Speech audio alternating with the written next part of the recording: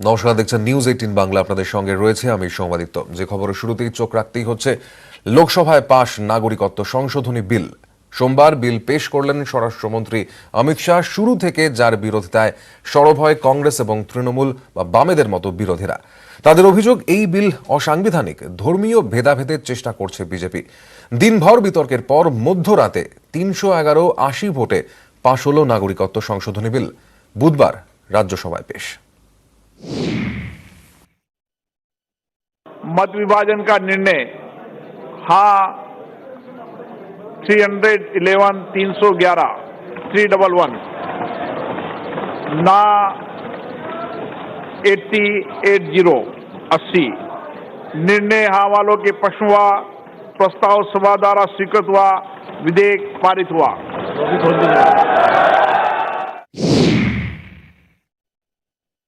नागरिकता अधिनियम 1955 का ये प्रियम्बल को ठुक रहे हैं। यही तो हमारी आई है। নাগরিকত্ব সংশোধনী বিল নিয়ে শীতের সংসদ গরম।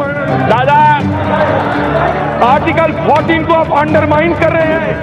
বিতর্কিত এই বিলটি সোমবার লোকসভায় পেশ করেন অমিত শাহ। সঙ্গে সঙ্গে এর বিরোধিতায় সরব হয় তৃণমূল ও কংগ্রেস। বিলের একাধিক অংশ নিয়ে আপত্তি তুলে তাদের দাবি, এভাবে ধর্মের ভিত্তিতে নাগরিকত্ব দেওয়া যায় না, এটা অসাংবিধানিক। Article 14 guarantees equality before law. Article 15 protects every person discrimination on the pretext of religion, race, caste, sex, place of birth, and any of them. Article 14 को आप आक्रमण कर रहे हैं। Those who said that religion should determine nationhood, they formed Pakistan. That was the idea of Pakistan. And Mahatma Gandhi, Jawaharlal Nehru, Dr. Ambedkar, Maulana Azad, they all said religion cannot determine nationhood. Our nation is a land for everybody, sir. পাল্টা জবাব দিতে শুরু করেন অমিত শাহ। ব্যাখ্যা করতে থাকেন কেন এই বিল দরকার, কিন্তু বিরোধীদের তাতে থামানো যায়নি। তখন কংগ্রেসকে নিশানা করে পাল্টা সুর চড়ান কেন্দ্রীয় স্বরাষ্ট্রমন্ত্রী।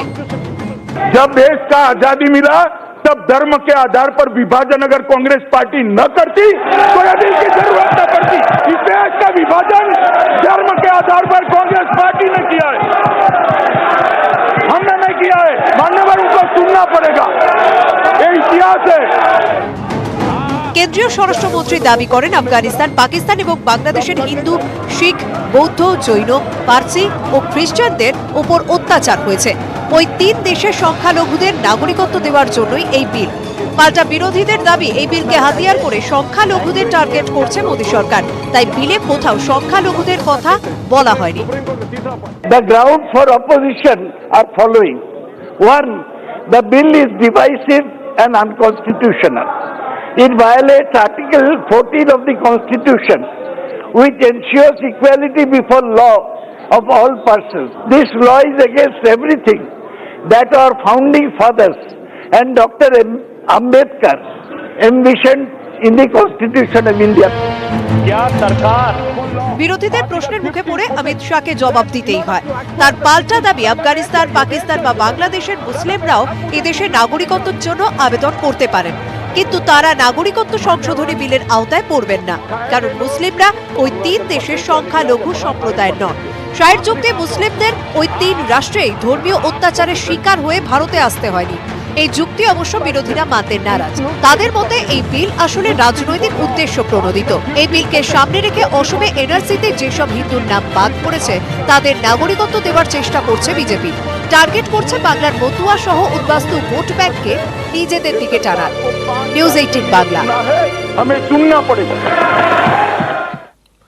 মধ্যরাতে নাগরিকত্ব বিল পাশে টুইট মোদির। দীর্ঘ বিতর্কের পর বিল পাশ হওয়ায় উচ্ছ্বসিত। অমিত শাহকে শুভেচ্ছা জানান নরেন্দ্র মোদী। সব সাংসদদের ধন্যবাদও জানান। শতাব্দী প্রাচীন আদর্শ এবং বিশ্বাসের জয়, এমনটাই টুইটে লিখেছেন প্রধানমন্ত্রী।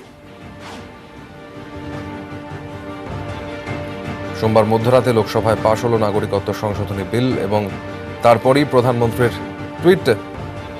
উচ্ছ্বাস প্রকাশ করে টুইট করেন প্রধানমন্ত্রী।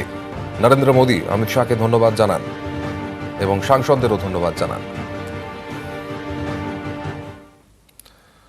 সংসদের নাগরিকত্ব